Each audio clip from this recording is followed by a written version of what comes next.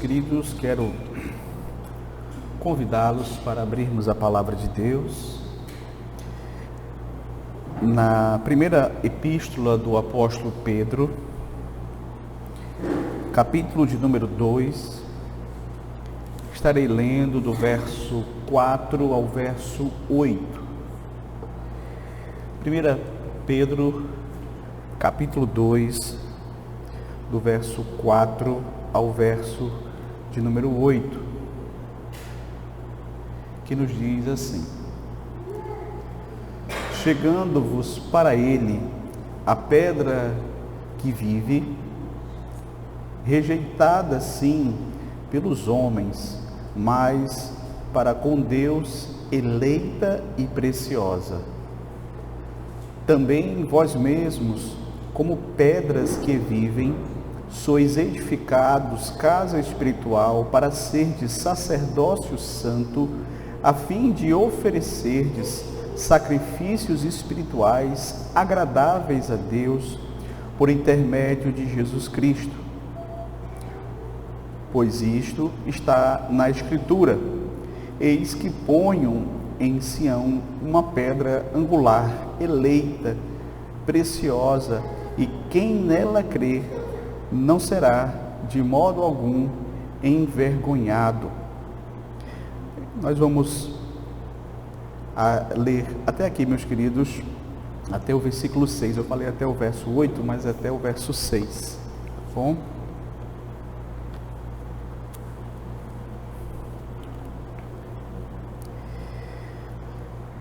Amados, muitas vezes nós vamos encontrar as Escrituras se referindo ao Senhor Jesus Cristo como sendo a porta, como sendo o caminho, como sendo o pão da vida, como sendo uma série de coisas. Aqui Pedro descreve o Senhor Jesus como uma pedra, uma rocha. E o meu desejo nesta noite é justamente buscar compreender, à luz das Sagradas Escrituras, o que é que esta pedra significa para os crentes de um modo geral. O que é que Cristo, enquanto pedra, significa para a sua igreja. Sabemos que o Senhor Jesus, ele é, sem dúvida, o fundamento sobre o qual o cristianismo está alicerçado. E também, meus queridos, sabemos que sem Cristo não há cristianismo, não há igreja. Ele é o que nós observamos aqui neste texto, a pedra fundamental da igreja. E nos chama a atenção o fato de que este ensino a respeito de Cristo enquanto pedra, ele está presente desde o Antigo Testamento, uma vez que você vai observar que o apóstolo Pedro, ele traz à memória dos seus leitores, ele recorda o ensino do profeta Isaías, lá no capítulo 28, verso 16: eis que eu assentei em Sião uma pedra já provada, pedra preciosa, angular, solidamente assentada. Então, essa é uma passagem que o apóstolo Pedro, ele trabalha aqui na sua carta. Nós também vamos perceber que o apóstolo Paulo vai também trabalhar essa figura, essa ilustração, essa comparação que as Escrituras fazem a respeito de Cristo como a pedra fundamental sobre o qual o edifício divino da igreja está assentado. Então, nós vamos ver aqui, em primeiro lugar, o apóstolo Pedro citando Cristo como a pedra. E ele traz 6 características de Cristo enquanto pedra. Primeiro, ele vai dizer que Jesus é a pedra viva. Essa é a primeira característica que ele menciona aqui no versículo de número 4. Chegando-vos para ele a pedra que vive.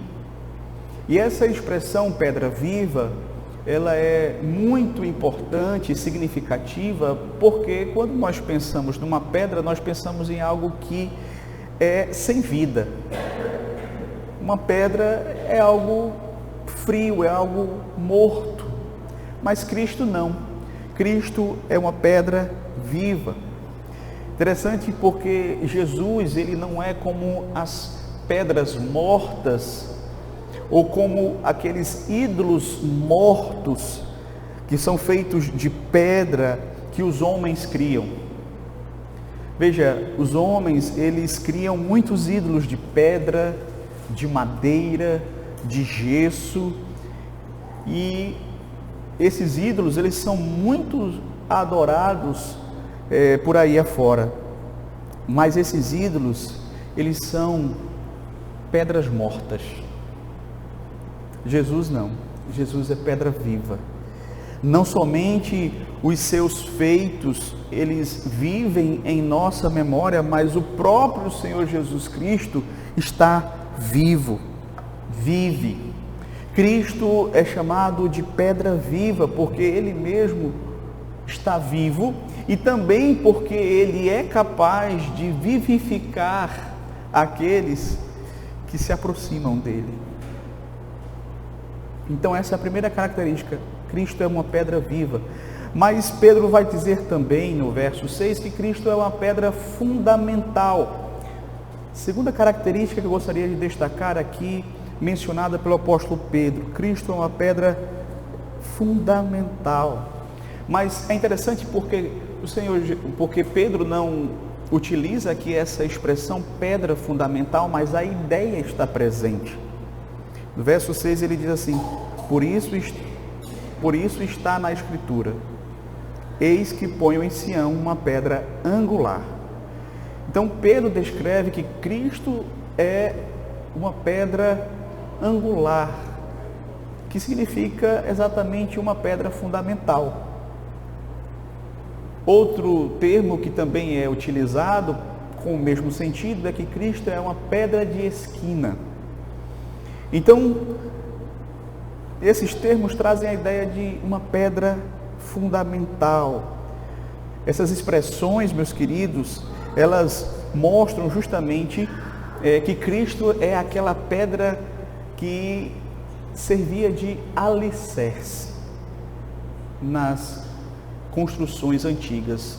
Na antiguidade, as pessoas construíam suas edificações sobre uma grande pedra que eles escolhiam, uma pedra que tinha que ser reta, que tinha que ser quadrada, que tinha que ser bem escolhida para que ela pudesse ser fincada no solo e de modo que as outras pedras pudessem ser encaixadas nela, e assim essa pedra fundamental, ela servia como uma espécie de alicerce, ou como aquelas cintas de concreto, não é, que geralmente as pessoas usam quando vão construir, de modo, queridos, que se a pedra não fosse bem escolhida, a casa vinha abaixo, o prédio vinha abaixo. Então a pedra fundamental tinha que ser muito bem escolhida, e Pedro vai justamente resgatar essa ideia, mostrando que Cristo, ele é a pedra fundamental da igreja. Por que ele é a pedra fundamental da igreja? Porque, meus queridos, sem Cristo não há salvação. Sem Cristo, tudo que nós cremos cai por terra. Sem Cristo, não há perdão para os nossos pecados. Sem Cristo, meus queridos, nós não temos paz com Deus. Então, Cristo, ele é a pedra fundamental, sem a qual a igreja cairia por terra. Mas, em terceiro lugar, Pedro também vai dizer que Cristo é a pedra eleita. Veja só, verso 6. Por isso está na Escritura: eis que ponho em Sião uma pedra angular, eleita. Veja, como eu disse, aquela pedra fundamental, ela tinha que ser muito bem escolhida para cumprir o propósito de sustentação da casa. Cristo também foi escolhido por Deus, porque Ele foi o único capaz de preencher todas as condições, todas as exigências divinas.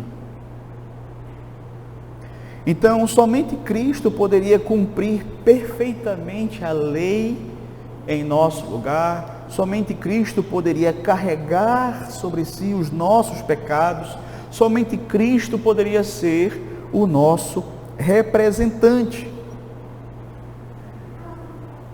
Então, Deus o escolheu para ser um mediador entre Ele e o seu povo.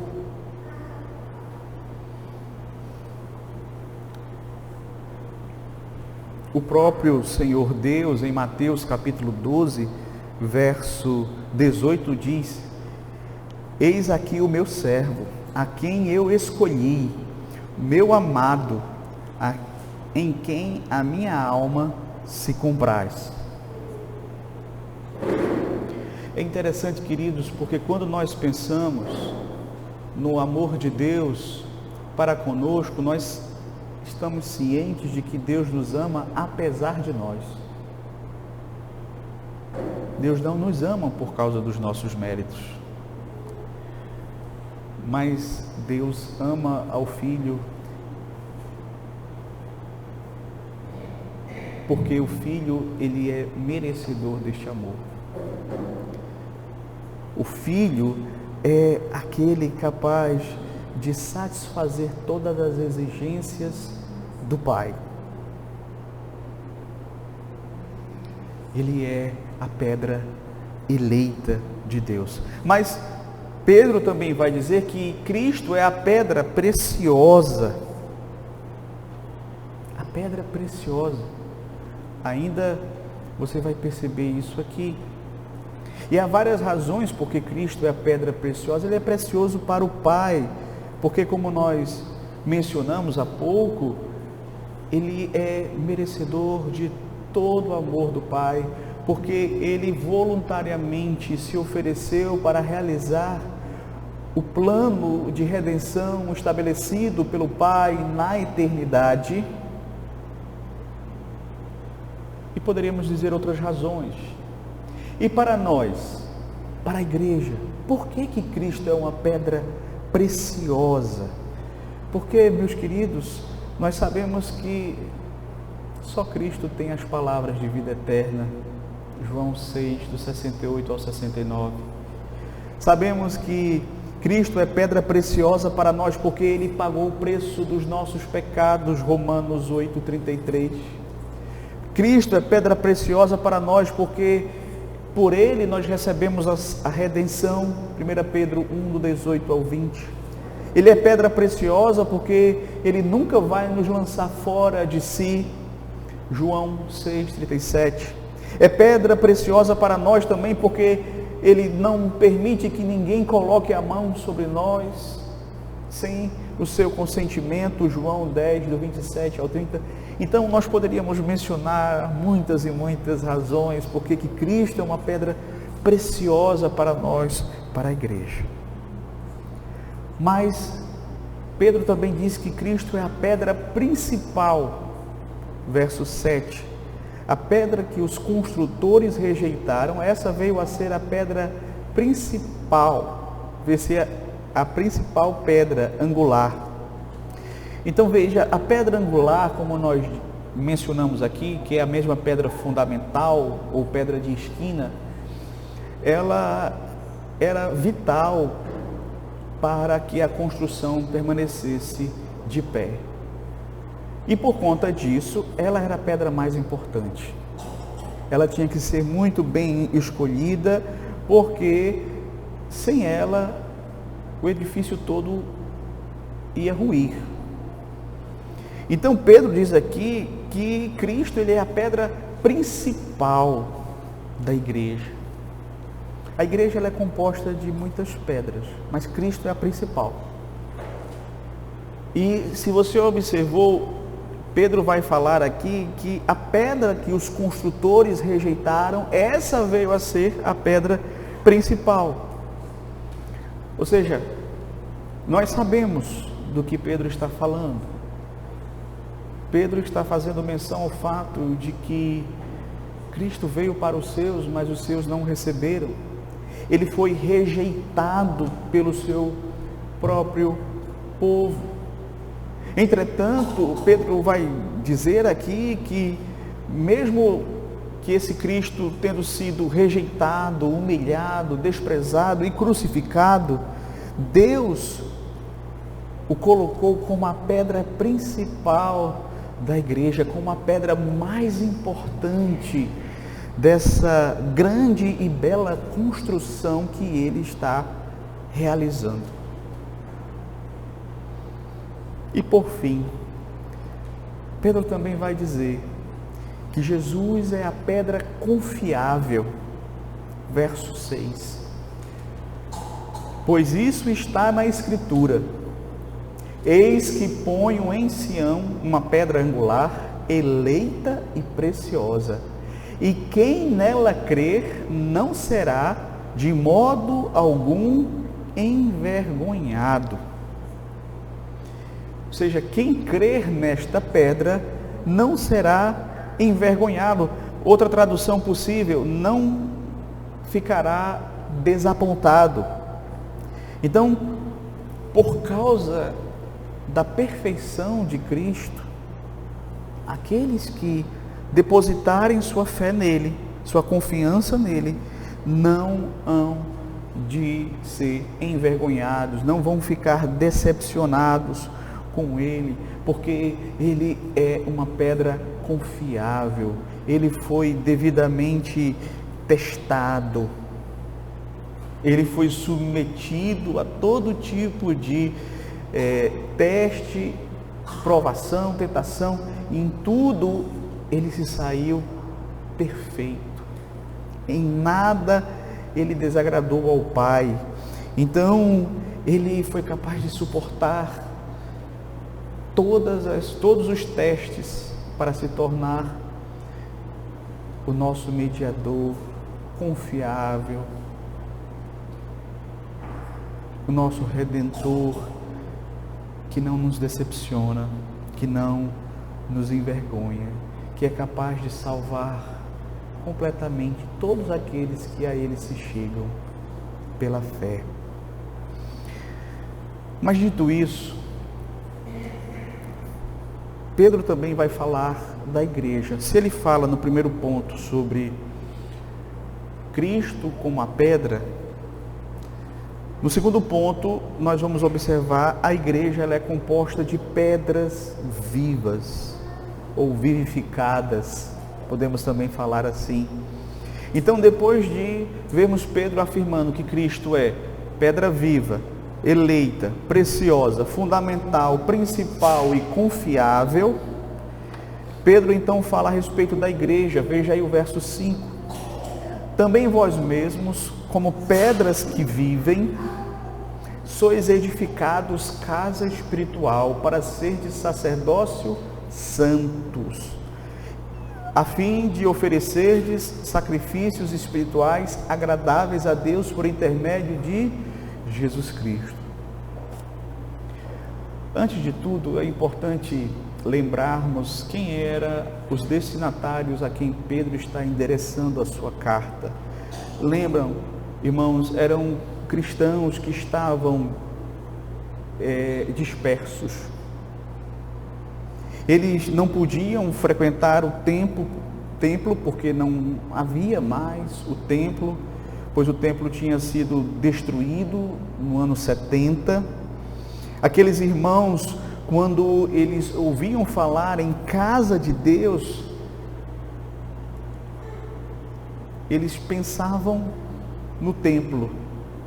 Mas Pedro aqui ele está ensinando que a igreja é a casa de Deus, não o templo. Nós somos a igreja de Deus.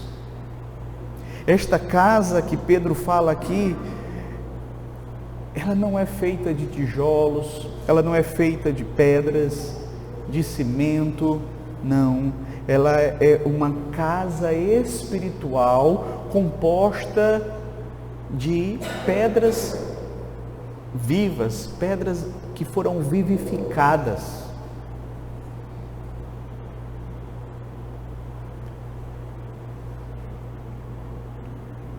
Em terceiro lugar, a igreja também deve oferecer sacrifícios espirituais. Observe que o pensamento aqui do apóstolo Pedro, ele obedece a um raciocínio lógico.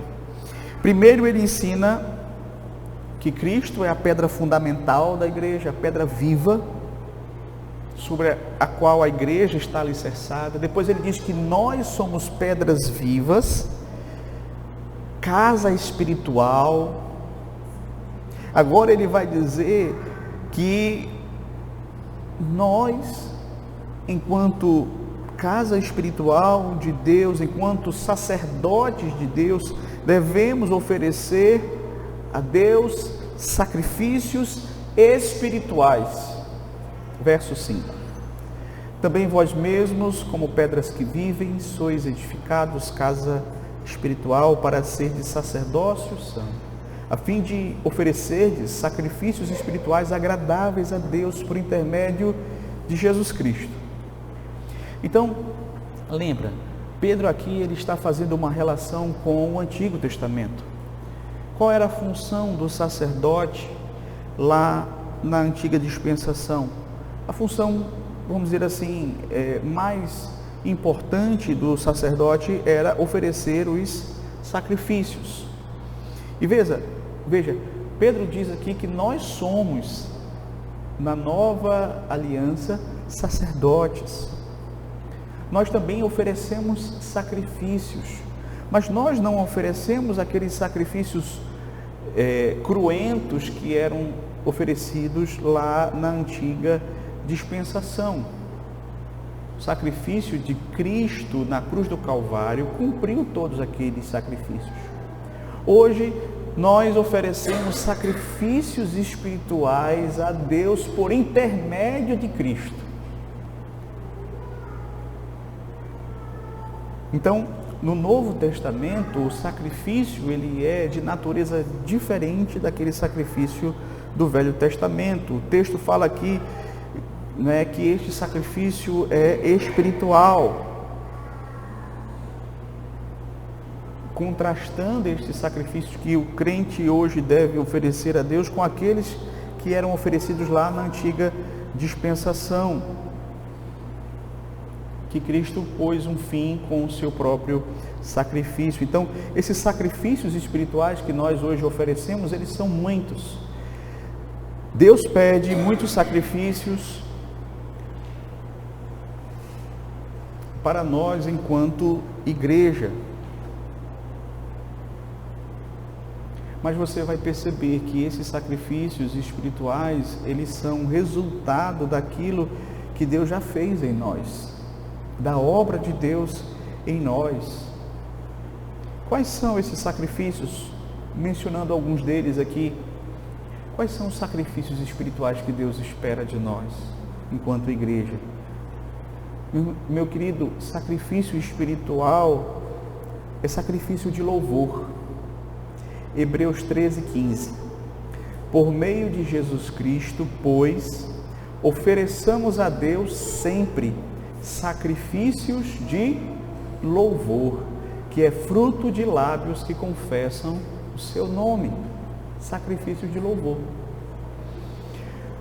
Sacrifício espiritual também tem a ver com ações de graças. E veja, o sacrifício de louvor está diretamente ligado a esse de ações de graças. São duas coisas que devem caminhar unidas. Salmo 50, verso 14. oferece a Deus sacrifício de ações de graças. Então, devemos oferecer a Deus sacrifícios de ações de graças. Mas, em terceiro lugar, sacrifícios espirituais têm a ver também, sabe com o quê? Com boas obras. Hebreus 13, 16. Lá está dito assim: não negligencieis igualmente a prática do bem e a mútua cooperação, pois com tais sacrifícios Deus se compraz. Não negligencieis igualmente a prática do bem e a mútua cooperação, pois com tais sacrifícios Deus se compraz. Então, as boas obras que nós praticamos, o bem que nós praticamos a outras pessoas, são sacrifícios espirituais que nós oferecemos a Deus. Sacrifício espiritual também, meus queridos, tem a ver, sabe com o quê? Com pureza de coração. Tanto Salmo 51, 17, quanto Isaías 61, do 1 ao 2, nos mostram isso. Sacrifícios agradáveis a Deus são o espírito quebrantado, o coração compungido e contrito, não desprezarás, ó Deus. Salmo 51, verso 17, Isaías 61, do 1 ao 2. Então veja que os sacrifícios que nos são requeridos são sacrifícios espirituais, de natureza espiritual, para a glória do nosso Deus. Então, eu gostaria de concluir trazendo aqui algumas aplicações desse texto para as nossas vidas. Primeiro, devemos nos achegar a Cristo. Devemos nos achegar a Cristo. É interessante que o apóstolo Pedro, no verso 4, ele começa afirmando assim: achegai-vos a Ele, a pedra que vive. Então, nós nos achegamos a Cristo quando nós cremos nele, é fato. Não há como você se aproximar de Jesus Cristo, não é, nesta presente existência, se você não crer nele. Entretanto, o verbo aqui traz a ideia de uma atitude contínua, de um achegar-se continuamente, ou seja, há um constante movimento de irmos a Cristo, ou seja, traz a ideia de um relacionamento diário com Cristo. A vida cristã, meus queridos, ela não é tão somente a conversão, mas é um caminhar diário, é uma aproximação diária do Senhor Jesus Cristo. Então, Pedro diz que nós precisamos estar ligados e buscarmos a pedra viva, estarmos junto a Ele, mantendo comunhão com Ele, porque dele é que nós recebemos vida, graça, direção, firmeza. Acheguemos-nos, pois, a Ele. Segundo, a solidez da nossa fé depende de estarmos firmados em Cristo, a pedra fundamental. Assim como aquele edifício da antiguidade, ele não permanecia de pé se não tivesse uma pedra fundamental. Assim como o edifício hoje não permanece de pé se não tiver um alicerce, uma cinta de concreto. Veja, o cristão, ele não vai permanecer de pé se ele não estiver alicerçado, firmado, fundado em Cristo.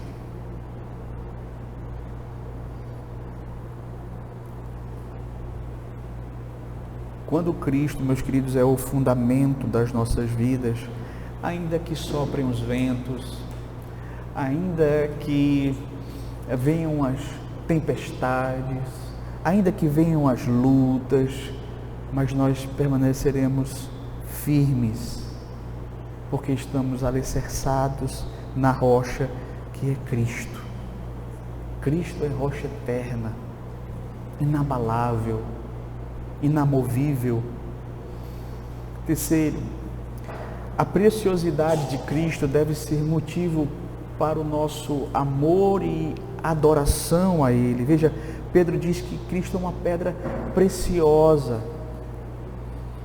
Cristo é precioso para você? Ele ocupa um local de primazia no seu coração? Veja, tudo aquilo que você vê o mundo valorizando tem o seu brilho ofuscado se comparado à beleza de Cristo, ao brilho do Senhor Jesus Cristo. Quando nós reconhecemos quem Ele é, o que Ele fez por nós, meus queridos, não tem como não abandonar tudo por essa pérola de grande valor, por essa pedra preciosa.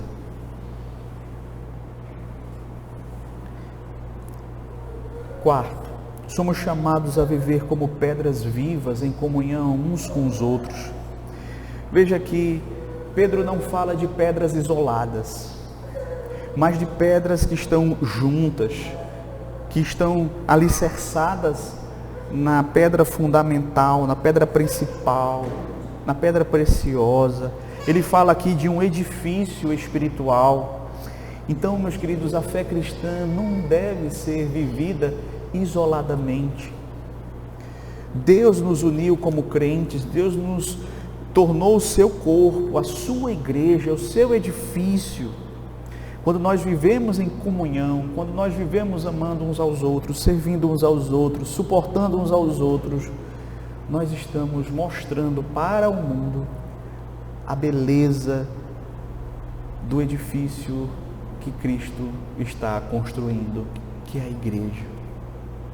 E por fim, como sacerdotes espirituais, devemos oferecer sacrifícios que agradem ao Senhor. Então hoje nós não trazemos mais animais ao altar, mas oferecemos louvor, ações de graças, boas obras, um coração quebrantado, compungido e contrito. Cada ato de amor, cada palavra de adoração, cada gesto de generosidade é um sacrifício que sobe a Deus como aroma suave. Então, que nossa vida possa ser como nós aprendemos hoje, casa espiritual de Deus, um templo vivo, onde Deus continuamente é adorado. Que Deus nos abençoe. Amém.